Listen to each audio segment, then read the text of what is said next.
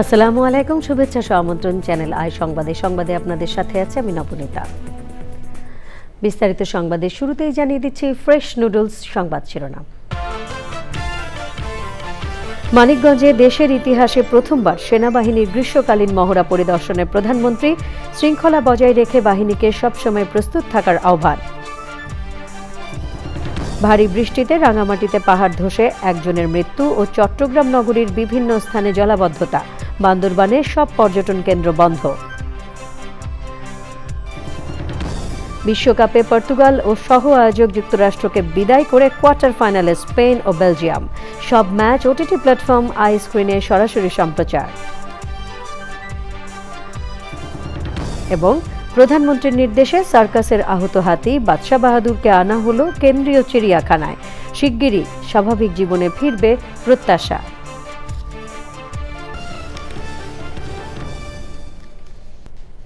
সংবাদ শিরোনামগুলো জানাচ্ছিলাম। এখনকার সংবাদ আয়োজন একই সঙ্গে চ্যানেল আইয়ের ইউটিউব চ্যানেল এবং চ্যানেল আইয়ের ওটিটি প্ল্যাটফর্ম আই স্ক্রিনে লাইভ স্ট্রিমিং হচ্ছে। যাচ্ছি পুরো সংবাদে। সাগরে সৃষ্ট নিম্নচাপ ও মৌসুমি বায়ুর প্রভাবে অতি ভারী বৃষ্টিতে দেশের দক্ষিণ পূর্ব ও উপকূলীয় বিভিন্ন জেলার জনজীবন বিপর্যস্ত হয়ে পড়েছে। কোথাও কোথাও জলাবদ্ধতা, কোথাও পাহাড় ধস, আবার কোথাও সড়ক ও নৌ যোগাযোগ বন্ধ হয়ে দুর্ভোগে পড়েছেন সাধারণ মানুষ। রাঙামাটির বাঘাইছড়িতে পাহাড় ধসে একজনের মৃত্যু হয়েছে। বান্দরবানে 10 জুলাই পর্যন্ত সব পর্যটন কেন্দ্র বন্ধ ঘোষণা করা হয়েছে। জেলা প্রতিনিধিদের পাঠানো তথ্য ভিডিও চিত্রে মাহবুব মোর্শেদ জানাচ্ছেন। রাঙামাটিতে পাহাড় ধসের ঝুঁকিতে থাকা মানুষকে নিরাপদ আশ্রয়ে সরে যেতে মাইকিং করেছে স্থানীয় প্রশাসন। ভোরে বাঘাইছড়িতে পাহাড় ধসে লক্ষ্মীবিলাস নামে এক ব্যক্তির মৃত্যু হয়েছে। সম্ভাব্য দুর্যোগ মোকাবেলায় জেলায় প্রস্তুত রাখা হয়েছে 41টি আশ্রয় কেন্দ্র। সতর্কতামূলকভাবে পাহাড়ে যারা বসবাস করছে, আমাদের যে জনগোষ্ঠী আছে, তাদেরকে দ্রুত আমরা সরিয়ে নিচ্ছি, নিরাপদ আশ্রয় কেন্দ্রে নিয়ে যাব এবং প্রয়োজনীয় সহায়তার আমরা ব্যবস্থা করছি। ঝালকাঠিতেও থেমে থেমে বৃষ্টি ও ঝড়ো হাওয়া বইছে। বন্যার আশঙ্কায় রয়েছেন নদীপাড়ের বাসিন্দারা। নামতে পারি না, ইনকাম ব্যবসা করি হানো গাছকে নিয়ে আনতে পারি না, এক মাইলে বাবা আবহাওয়া খারাপ বৃষ্টি গেছে। সকালের পর থেকে এই রাস্তায় হাঁটা যাচ্ছে, রাস্তা মানুষ করতে চায় না, ভিজে যাইবে।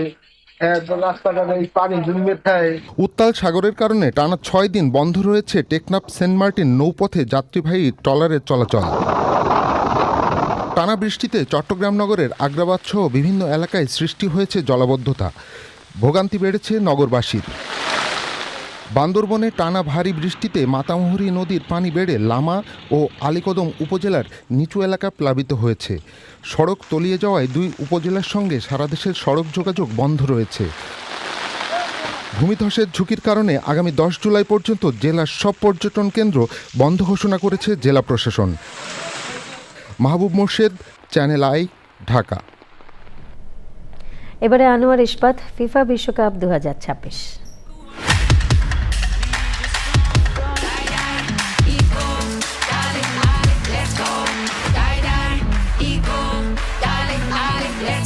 যখনই দীর্ঘ, যখনই বৃহৎ, যখনই দৃঢ় নির্মাণের চ্যালেঞ্জ, তখনই সারা দেশের আস্থা আনোয়ার ইস্পাত।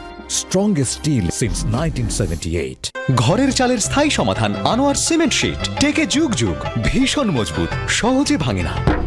আনোয়ার সিমেন্ট শীট সব সিজনেই ফিট। 2026 ফিফা ওয়ার্ল্ড কাপ নিয়ে চ্যানেল আইয়ের বিশেষ আয়োজনে আছেন সানিয়া তন্ময়। যাচ্ছি তন্ময়ের কাছে। ধন্যবাদ নবনীতা। দর্শক সবাইকে স্বাগত জানাচ্ছি 2026 বিশ্বকাপ নিয়ে এখনকার আয়োজনে। বিশ্বকাপের ম্যাচে হাড্ডাহাড্ডি লড়াইয়ে যোগ করার সময়ে মিকেল মেরিনোর একমাত্র গোলে পর্তুগালের বিপক্ষে জয় কোয়ার্টার ফাইনালে জায়গা করে নিয়েছে স্পেন। এর ফলে পর্তুগিজ তারকা ক্রিস্টিয়ানো রোনাল্ডোর বিশ্বকাপ জয়ের স্বপ্ন থেমে গেল শেষ 16তেই। বিশ্বকাপের সবগুলো ম্যাচ সরাসরি সম্প্রচার করছে জনপ্রিয় ওটিটি প্ল্যাটফর্ম আই স্ক্রিন। ঘরের মাঠে ইতিহাস রচনা হলো না যুক্তরাষ্ট্রের। 2026 বিশ্বকাপ থেকে বিদায় নিতে হলো সহায়োজক দেশটিকে। তাদের বিপক্ষে 4-1 গোলের জয়ে কোয়ার্টার ফাইনালে পৌঁছেছে বেলজিয়াম। শেষ 16 ম্যাচে এদিন যুক্তরাষ্ট্রের বিপক্ষে শুরুতেই এগিয়ে যায় বেলজিয়াম। ম্যাচের 9 মিনিটেই ইউরোপের দেশটিকে এগিয়ে দেন ফরওয়ার্ড চার্লস ডি কেটেলারা। 31 মিনিটে টিলম্যানের দুর্দান্ত এক ফ্রিকিকে ম্যাচের সমতা ফিরিয়েছিল যুক্তরাষ্ট্র। তবে সেই সমতা বেশিক্ষণ ধরে রাখতে পারেনি স্বাগতিকরা। 2 মিনিট পরই আবারও বেলজিয়ামকে এগিয়ে দেন কেটেলারা। 57 মিনিটে গোলকিপারের ভুলকে কাজে লাগিয়ে ব্যবধান বাড়ায় ইউরোপের দলটি। আর অতিরিক্ত সময়ে লুকাকুর গোলে বড় জয় নিয়ে কোয়ার্টার ফাইনালে পা রাখে বেলজিয়াম। বিশ্বকাপের কোয়ার্টার ফাইনাল নিশ্চিতের লক্ষ্যে রাতে মাঠে নামবে ডিফেন্ডিং চ্যাম্পিয়ন আর্জেন্টিনা। আটলান্টার মার্সেডিস বেঞ্চ স্টেডিয়ামে তাদের প্রতিপক্ষ আফ্রিকার শক্তিশালী দল মিশর। ম্যাচটি মাঠে গড়াবে বাংলাদেশ সময় রাত 10টায়, যা সরাসরি সম্প্রচার করবে ওটিটি প্ল্যাটফর্ম আইস্ক্রিন। রিপোর্টে বিস্তারিত।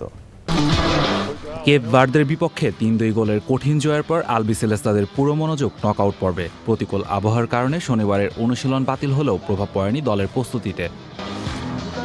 প্রি কোয়ার্টার ম্যাচের পর সবচেয়ে বেশি আলোচনা আক্রমণ ভাগ দিয়ে। এখানে অধিনায়ক লিওনেল মেসির সঙ্গে কে খেলবেন সেটি এখন বড় প্রশ্ন। কোচিং স্টাফের পরিকল্পনা ছিল নকআউট পর্ব থেকেই জুলিয়ান আলভারেজকে শুরুর একাদশে ফেরানোর। তবে বিশ্বকাপের আগে পায়ে চোট পাওয়ায় এখনও পুরোপুরি ফিট নন তিনি। রক্ষণভাগেও রয়েছে কিছুটা অনিশ্চয়তা, বিশেষ করে লেফট ব্যাক পজিশনে লিওনেল স্কালোনির সামনে রয়েছে দুটি বিকল্প। প্রথম 2 ম্যাচ ভালো খেললেও পরের ম্যাচে নিকোলাস তাগলিয়াফিকোর পরিবর্তে সুযোগ পান ফাকুন্দো মেদিনা। তবে এই ম্যাচে নিয়মিত একাদশের সদস্য তাগলিয়াফিকো আবারও ফিরে পেতে পারেন নিজের জায়গা। মাঝমাঠেও পরিবর্তনের সম্ভাবনা রয়েছে। দলের ভারসাম্য বাড়াতে লিয়ান্দ্রো পারাদেসকে শুরুর একাদশে দেখা যেতে পারে।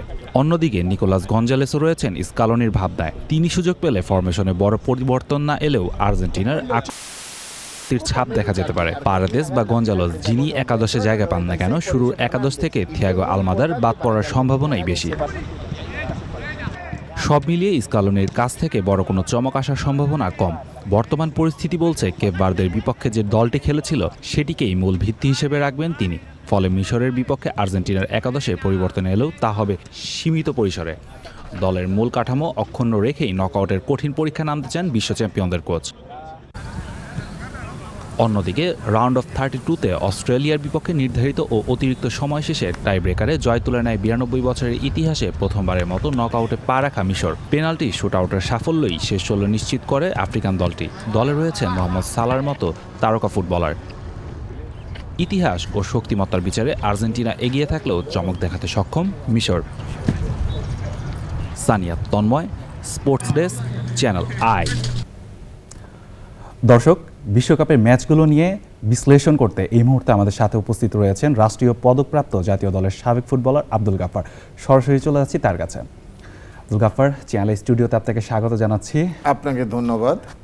শেষ মুহূর্তের গোলে পর্তুগালের হতাশা, ক্রিস্টিয়ানো রোনাল্ডোর বিশ্বকাপ অভিষেক অভিযান শেষ হয়ে গিয়েছে।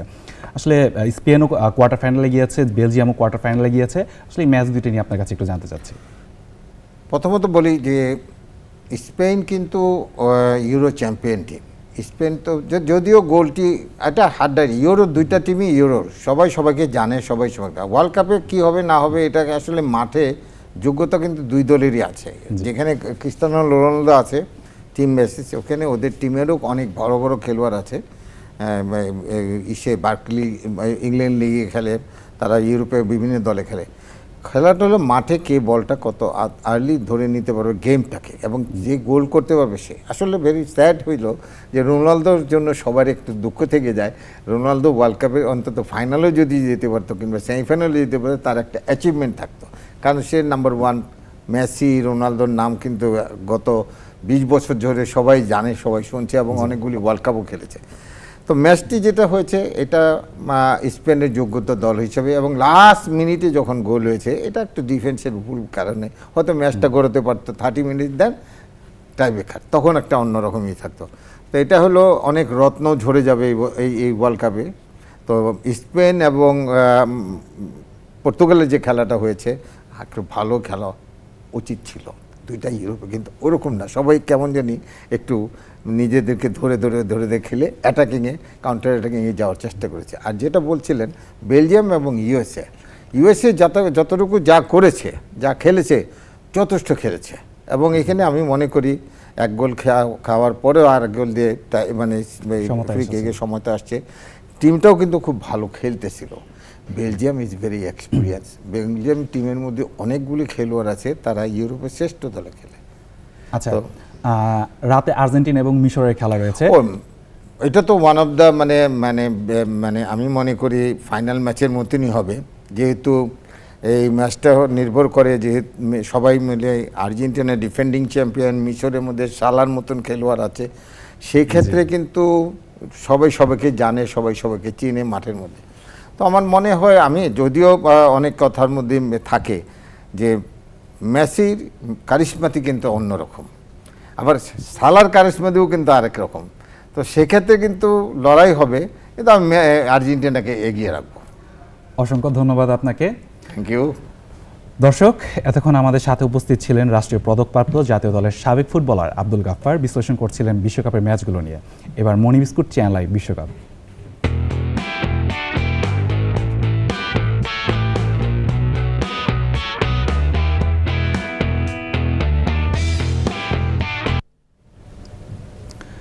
সাবেক বিশ্ব চ্যাম্পিয়ন ও জায়ান্টদের বিদায়ে নানা তর্ক বিতর্কে সরগরম মনি বিস্কুট চ্যানেল লাইভ বিশ্বকাপের আই স্ট্রাইকার প্রাঙ্গণও। এই বিশেষ আয়োজনে অতিথি হিসেবে অংশ নেন স্বাস্থ্য প্রতিমন্ত্রী, বাংলাদেশ ইউসেপের প্রধান নির্বাহী, সঙ্গীত শিল্পী, সঙ্গীত পরিচালক, মিডিয়া ব্যক্তিত্ব সহ বিশিষ্টজনেরা। বিশ্বকাপ ঘিরে চ্যানেলের ব্যতিক্রমী এই উদ্যোগে মুগ্ধ তারা। বিস্তারিত মইনুল হাসানের রিপোর্টে। বিশ্বকাপ আমেজের ঢামাডোলে উৎসব মুখর মনি বিস্কুট চ্যানেল আই বিশ্বকাপ 2026-এর আই স্ট্রাইকার প্রাঙ্গণ। বিশ্বকাপ উন্মাদনায় প্রতিদিনের মতো সোমবারও আই স্ট্রাইকার প্রাঙ্গণ ছিল আমন্ত্রিত অতিথিদের পদচারণায় মুখর। যুক্তরাষ্ট্র, কানাডা, মেক্সিকোতে বিশ্বকাপের রং ও উন্মাদনা ছোঁয়া প্রতিদিন আলো ছড়াচ্ছে মনি বিস্কুট চ্যানেল আই বিশ্বকাপ আয়োজনে। স্বাস্থ্য প্রতিমন্ত্রী, জেলা প্রশাসক, সঙ্গীত শিল্পী, সঙ্গীত পরিচালক সহ অন্যান্য অতিথিদের উপস্থিতিতে প্রাণবন্ত হয়ে ওঠে চ্যানেল আইয়ের বিশ্বকাপ উৎসব। জীবনে প্রথম গোল আমি আজকে দিলাম। আমি আসলে খেলাধুলা এত ভালো না, বাট খুবই আনন্দময় অভিজ্ঞতা ছিল। চ্যানেল আই মনি বিস্কুটের সহায়তায় যে আয়োজনটা করছে, এটা অত্যন্ত প্রশংসনীয় একটি উদ্যোগ। আমার কাছে একটু ব্যতিক্রমী লেগেছে যে মানুষকে একটু ভিন্নভাবে আনন্দ দেওয়ার একটা চেষ্টা। Such a wonderful arrangement. Channel I সবসময় ব্যতিক্রম কিছু করে, এবারও করলো। So I'm so happy to be proud of it. Channel আইয়ের এই বিশেষ আয়োজনে প্রতিদিনই ফুটবল হয়ে উঠছে আনন্দ আর মিলন মেলার এক অনন্য উপলক্ষ। চ্যানেলে আসলে সব দিকে খেয়াল রাখে, এটাই চ্যানেলের বিশেষত্ব, এবং সেটা শিল্পিতভাবে। আজ এই যে আয়োজনটা, এই যে জায়গাটাকে এইভাবে তৈরি করা হয়েছে, সব কিছু মিলিয়ে আমার খুবই মজা লাগলো। খুবই মজা লাগলো, কারণ এরকম একটা স্টেডিয়াম দেখে প্রথমেই, মানে এরকম একটা তৈরি মাঠ দেখে প্রথমে আমার ইচ্ছা করছিল যে একটু দেখবো নাকি হয় কিনা, হলো না। মনে করতেছি এখানে আমি গ্যালারিতে বসেই খেলাও দেখতেছি বা গোলও করলাম, এরকম একটা অনুভূতি আমার কাছে। বিশ্বকাপ জুড়ে চ্যানেল আই ফুটবলের উচ্ছ্বাস ছড়িয়ে দিচ্ছে দর্শকদের মাঝে। আয়োজনে অতিথিদের দেওয়া হচ্ছে এসএমসির বিশেষ উপহার Moni biscuit. Mainul Hasan, channel I, Dhaka. দর্শক, এই ছিল এখনকার আয়োজনে। বিশ্বকাপের সবগুলো ম্যাচ সরাসরি দেখতে চোখ রাখুন আই স্ক্রিনে। ফিরছি নবনীতার কাছে। তন্ময়, ধন্যবাদ আপনাকে। চলে যাচ্ছি পরের সংবাদগুলোতে। মানিকগঞ্জের সিংগাইরে সেনাবাহিনীর গ্রীষ্মকালীন মহড়া আকস্মিক পরিদর্শন করেছেন প্রধানমন্ত্রী তারেক রহমান। দেশের ইতিহাসে এই প্রথম কোনো প্রধানমন্ত্রীর সেনাবাহিনীর গ্রীষ্মকালীন মহড়া পরিদর্শনের নজির এটি। জনগণ বাংলাদেশ সেনাবাহিনীর ওপর গভীর আস্থা রাখে উল্লেখ করে জাতীয় সংকট ও আইন শৃঙ্খলা রক্ষায় সেনাবাহিনীর গৌরবময় ভূমিকার প্রশংসা করেন প্রধানমন্ত্রী। শৃঙ্খলা বজায় রেখে সেনাবাহিনীকে সবসময় প্রস্তুত থাকার আহ্বান জানিয়েছেন তিনি। রাহুল রায় জানাচ্ছেন। সকালে মানিকগঞ্জের সিংগাইর উপজেলায় বাংলাদেশ সেনাবাহিনীর ৯ম পদাতিক ডিভিশনের অধীনে ৮ বীরের গ্রীষ্মকালীন প্রশিক্ষণ এলাকায় আকস্মিকভাবে হাজির হন প্রধানমন্ত্রী তারেক রহমান। বিস্তীর্ণ প্রশিক্ষণ এলাকা হেঁটে পরিদর্শন করেন প্রধানমন্ত্রী। মহড়া চলার সময় ফার্ম বেসের বিভিন্ন অংশ ঘুরে দেখেন সরকার প্রধান। দায়িত্বপ্রাপ্ত জিওসি ও সিওর কাছ থেকে প্রশিক্ষণ কার্যক্রম ও কৌশলগত প্রস্তুতি সম্পর্কে জানেন তিনি। প্রধানমন্ত্রী একজন কমান্ডারের মৌখিক অপারেশনাল নির্দেশনা মনোযোগ দিয়ে শোনেন এবং সেনা সদস্যের পরিচালিত একটি রেইড মহড়া প্রত্যক্ষ করেন। যুদ্ধক্ষেত্রে সেনা সদস্যদের অবস্থান গ্রহণ, রণকৌশল, সমরাস্ত্রের ব্যবহার ও বাস্তবধর্মী প্রশিক্ষণের বিভিন্ন দিক পরিদর্শন এবং এসব বিষয়ে মতবিনিময় করেন প্রধানমন্ত্রী। তিনি মহড়ারত সেনা সদস্যদের কাছে গিয়ে তাদের খোঁজ খবর নেন, দায়িত্ব পালনে উৎসাহ দেন। মহড়ায় অংশগ্রহণকারী সেনা সদস্যদের জন্য প্রস্তুত করা খাবার গ্রহণ ও চা পান করেন প্রধানমন্ত্রী। পরে সেনা সদস্যদের উদ্দেশ্যে দিক নির্দেশনামূলক বক্তব্যে জাতীয় সংকট ও আইন শৃঙ্খলা রক্ষায় সেনাবাহিনীর গৌরবময় ভূমিকার প্রশংসা করেন প্রধানমন্ত্রী। পেশাদার প্রশিক্ষণ, শৃঙ্খলা ও সর্বোচ্চ প্রস্তুতি বজায় রাখার আহ্বান জানান তিনি। প্রধানমন্ত্রীর সঙ্গে ছিলেন প্রতিরক্ষা উপদেষ্টা ব্রিগেডিয়ার জেনারেল অবসরপ্রাপ্ত ডক্টর AKM শামসুল ইসলাম, সেনাবাহিনীর প্রধান জেনারেল ওয়াকারুজ্জামান, প্রধানমন্ত্রীর সামরিক সচিব মেজর জেনারেল আবুল হাসনাত মোহাম্মদ তারিক এবং বাংলাদেশ সেনাবাহিনীর ঊর্ধ্বতন কর্মকর্তারা। রাহুল রায়, চ্যানেল আই। এবারে জুলাই গণ অভ্যুত্থান।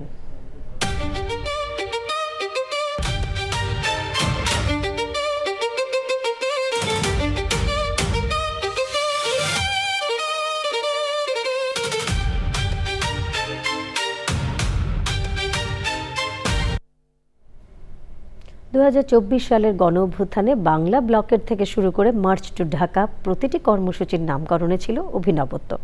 নতুন রণকৌশলে প্রচলিত রাজনৈতিক পরিভাষার বাইরে গিয়ে তরুণরা বেছে নিয়েছিলেন ইউনিক সব নাম।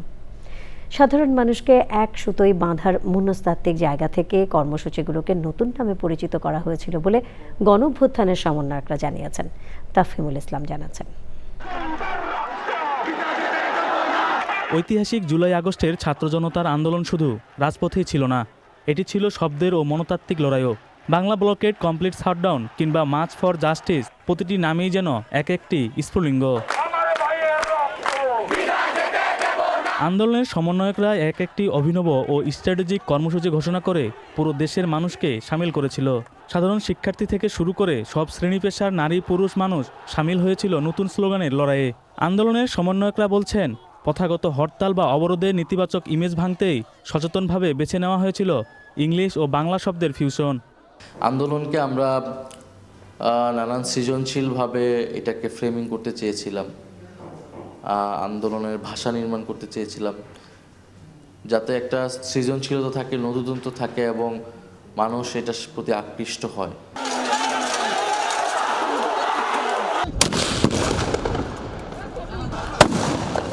আন্দোলন যখন রক্তক্ষয়ী রূপ নেয় তখন আসে রিমেম্বারিং আওয়ার হিরোজ বা মার্চ ফর জাস্টিসের মতো কর্মসূচি। এর পেছনে মূল উদ্দেশ্য ছিল প্রতিটি নাগরিকের বিবেককে নাড়া দেওয়া এবং শহীদের আত্মত্যাগকে আন্দোলনের শক্তিতে রূপান্তর করা। প্রত্যেকটা নামই দেখবেন যে আপনি নতুন নতুন করে হলো গিয়ে আমরা প্রোগ্রামগুলোর নাম দিয়েছি। আমরা ট্রেডিশনাল কোনো নামের দিকে যাইনি। আমরা জানি যে যে কোনো মুভমেন্ট, যে কোনো আন্দোলন, অভ্যুত্থান বা বিপ্লব তৈরি করতে হলে তার একটা নিজস্ব ভাষা জরুরি। শীর্ষ সমন্বয়করা নিজেদের মধ্যে আলোচনা করে ঠিক করছিলেন এসব নাম।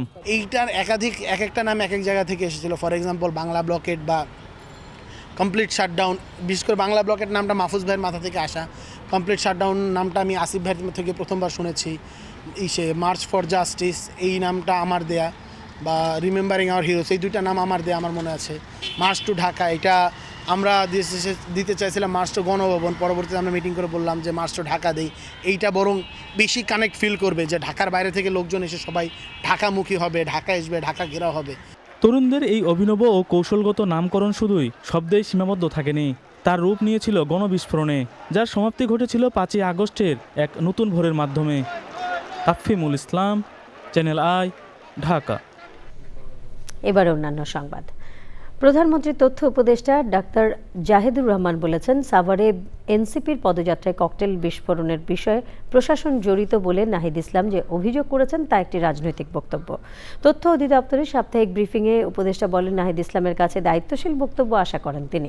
ককটেল বিস্ফোরণের বিষয়টি তদন্ত করে সরকার ব্যবস্থা নেবে জানিয়ে অন্য এক প্রশ্নের উত্তরে উপদেষ্টা বলেন, জুলাই নিয়ে কটূক্তি হচ্ছে, এটা অপ্রত্যাশিত। তবে জুলাই নিয়ে কটূক্তি করা এখনো পর্যন্ত কোনো ফৌজদারি অপরাধ নয়। জুলাই নিয়ে কটূক্তি করলে ক্রিমিনাল অপরাধ হবে কিনা এ নিয়ে আলোচনা হতে পারে বলে মনে করেন উপদেষ্টা। 5ই আগস্টের আগে জুলাই জাদুঘর উদ্বোধন করা হবে বলেও জানান তিনি। সাভারে জাতীয় নাগরিক পার্টি এনসিপি জুলাই পদযাত্রার সমাবেশে ককটেল বিস্ফোরণের ঘটনায় মামলা করেছে এনসিপি। সোমবার গভীর রাতে সাভার মডেল থানায় এনসিপির ঢাকা উত্তরের সদস্য সচিব সালামতুল্লাহ রনি বাদী হয়ে অজ্ঞাত আসামিদের নামে মামলা দায়ের করেছেন বলে নিশ্চিত করেছেন থানার এসআই নেয়ামত। অজ্ঞাত আসামিদের গ্রেফতারে অভিযান চলছে। এ ঘটনায় জেলার অতিরিক্ত পুলিশ সুপার জাহাঙ্গীর আলমকে প্রধান করে 3 সদস্যের কমিটি গঠন করেছেন ঢাকা জেলা পুলিশ সুপার শামীমা পারভিন। মৌলিক মানবাধিকার হিসেবে সবার জন্য স্বাস্থ্যসেবা নিশ্চিত করার কথা জানিয়ে প্রধানমন্ত্রী তারেক রহমানের সহধর্মিণী ও জিয়াউর রহমান ফাউন্ডেশনের vice president doctor Jubayeda Rahman বলেছেন, প্রতিটি নাগরিকের দোরগোড়ায় স্বাস্থ্যসেবা পৌঁছে দিতে কাজ করছে বর্তমান সরকার। বছরের পর বছর এদেশের স্বাস্থ্য খাত অবহেলা ও জবাবদিহির অভাবের মুখোমুখি হয়েছে। তিনি বলেন, বর্তমান সরকার এমন সার্বজনীন স্বাস্থ্য সুরক্ষা নিশ্চিত করতে চায় যেখানে চিকিৎসা বিল পরিশোধ করতে গিয়ে কেউ ধ্বংস হয়ে যাবে না। রাজধানীর গুলশানে BRAC James P grand school of public health আয়োজিত স্বাস্থ্য উদ্যোক্তা বিষয়ক কর্মশালায় তিনি এসব কথা বলেন। জলবায়ু ঝুঁকি ও নানা অসংক্রামক রোগ মোকাবেলায় তরুণদের মেধা ও উদ্ভাবনী শক্তিকে কাজে লাগানোর কথা বলেন ডাক্তার জুবায়েদা রহমান।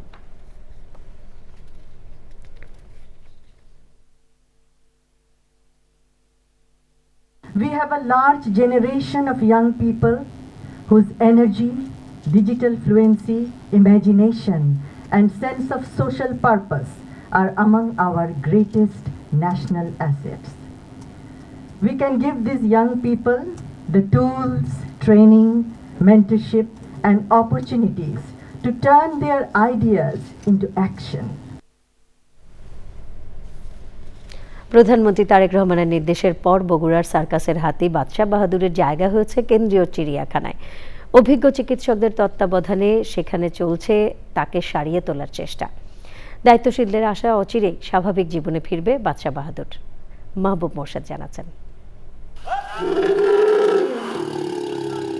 গণমাধ্যমে প্রকাশিত খবরের সূত্র ধরে অসুস্থ বাদশাহ বাহাদুর উদ্ধার হয় বগুড়ার শিবগঞ্জ উপজেলা থেকে।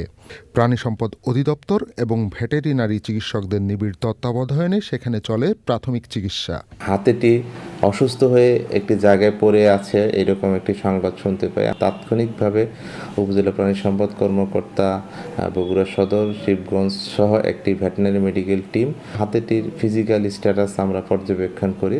উপজেলা প্রশাসনের সহযোগিতায় সেই হাতিটি একটি অফিসিয়াল ফর্মালিটিস মেনটেন করে শিবগঞ্জ হয়ে আমরা হাতিটিকে ভেটেরিনারি মেডিকেল টিম বাংলাদেশ জাতীয় চিড়িয়াখানায় নিয়ে যাই। রোববার ভোরে বগুড়া থেকে রাজধানীর মিরপুর কেন্দ্রীয় চিড়িয়াখানায় পৌঁছায় হাতিটি। সেখানে এশিয়ান এলিফ্যান্ট শেডে আগে থেকে থাকা 5টি হাতির সঙ্গে জায়গা হয় তার। ভেঙে যাওয়া পা, কেটে নেওয়া দাঁত, শরীরের একাধিক জায়গায় ছড়িয়ে পড়া সংক্রমণের সঙ্গে লড়ছে বাদশাহ বাহাদুর। এরই মধ্যে মেডিকেল টিম শুরু করেছে চিকিৎসা প্রক্রিয়া, যার ফলও মিলছে। স্বাভাবিক খাওয়া দাওয়া শুরু করায় দ্রুত সময়ের মধ্যে স্বাভাবিক জীবনে ফেরার প্রত্যাশা করছেন দায়িত্বশীলরা। আমরা দুইজন স্টাফ আমাদের এখানে সার্বক্ষণিকভাবে দেখাশোনার জন্য দিয়েছি। তাকে গোসল দেওয়া, তাকে নিয়মিত খাবার দেওয়া, এই কাজগুলো করছে। সবচেয়ে ভালো খবর হলো সে খাচ্ছে। এই জায়গা থেকে আমরা বলতে পারি যে আমরা অচিরে একটা ভালো সংবাদ পাবো। পর্যাপ্ত খাবারের অভাব, অপ্রতুল যত্ন এবং অমানবিক পারিপার্শ্বিক পরিস্থিতি পাড়ি দিয়ে প্রধানমন্ত্রীর নির্দেশনায় বাদশাহ বাহাদুর এখন অভিজ্ঞ চিকিৎসক এবং ডায়েটিশিয়ানের অধীনে। অ্যাক্সিডেন্টে তার বাম পায়ে আঘাতপ্রাপ্ত হয়, সেটি আর উন্নতি হয়নি। এছাড়া বাম দাঁত যেটা আছে সেই দাঁতটি অবৈজ্ঞানিকভাবে অপসারণ করা হয়। অপসারণ করার পর থেকে দাঁতের মধ্যে একটা ইনফেকশন দেখা দেয়।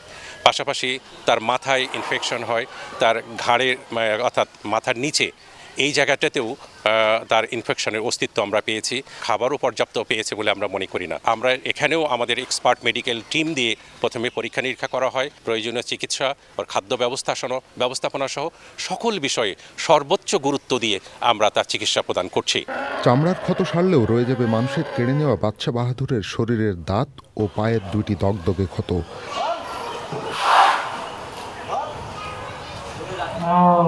মাহবুব মোর্শেদ, চ্যানেল আই, ঢাকা। গাইবান্ধার গোবিন্দগঞ্জে এবছর চুইন ভ্যারাইটির আখের ভালো ফলন হয়েছে, তবে বাজারে আখের চাহিদা কম থাকায় বিক্রি করতে পারছেন না চাষিরা। খেতেই অবিকৃত পড়ে আছে শত বিঘা জমির আখ। লোকসানের মুখে পড়ে দুশ্চিন্তায় দিন কাটছে চাষিদের। এবারে প্রকৃতি সংবাদ।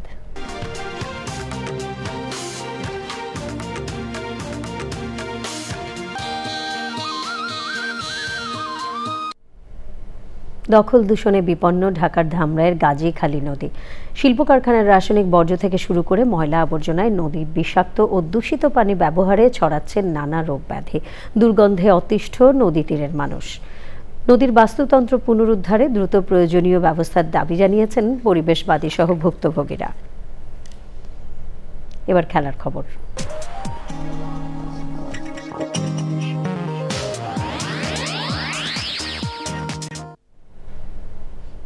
আজ বিশ্বকাপের প্রি কোয়ার্টার ফাইনালে রয়েছে দুটি ম্যাচ। প্রথম ম্যাচে 3 বারের বিশ্ব চ্যাম্পিয়ন আর্জেন্টিনার বিপক্ষে মাঠে নামছে মোহাম্মদ সালাহর মিশর।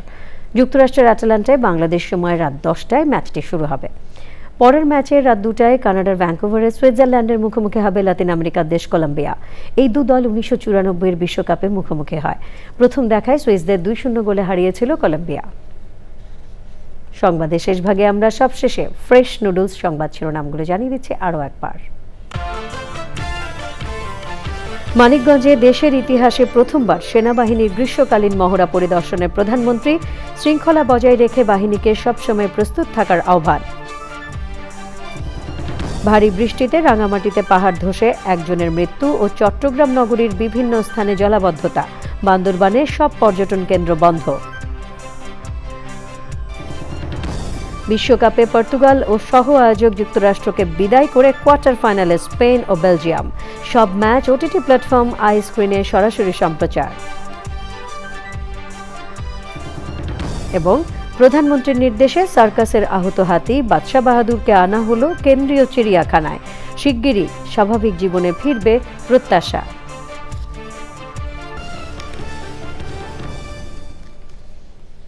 পরবর্তী সকল সংবাদ দেখার আমন্ত্রণ রইল। ধন্যবাদ সবাইকে।